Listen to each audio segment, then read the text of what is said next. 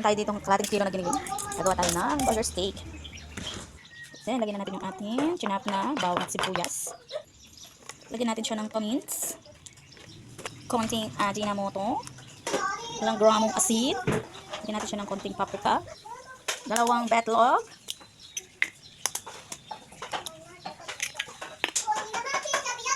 Lagyan natin siya ng 1 kutsara ng cornstarch. 2 kutsarang harina. And then, haluin natin siya hanggang mag-combine yung ating nilagay ng mga pampalasa at yung kanyang sengket. Kapag ganyan na siya, patuhin na natin siya, guys. So yun guys, magprito na tayo. Hindi ko na siya hinulman ng bilog. Papahirapan pa natin yung ating mga sarili. Ganyan na lang. Bata lang naman kakain. Hindi lang naman. Iprito lang natin sa mahina apoy guys para hindi siya mabigla. Yan. Balik rin natin. Para maluto sa kabila.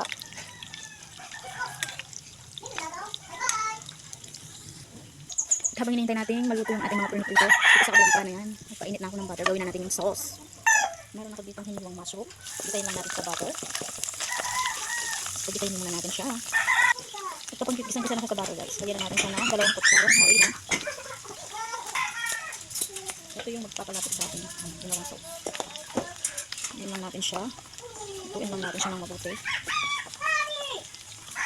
Kapag ganyan na siya guys, lagyan natin siya ng water. Lagyan natin. Lagyan natin siya ng konting toyo para mag-kulay yung ating burger steak. Haluin.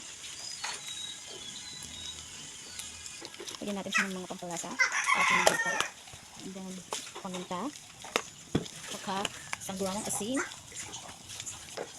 Haluin natin. Mama! Yes, baby? My baby's Magong kamain dyan. No. Lagyan natin. Lagyan din natin siya ng kalahati ng wala tayong bibigay 4 cubes. Haluin. Lagyan din natin siya ng konting sugar. Ang kabalance. So yan, luto na ang ating sauce.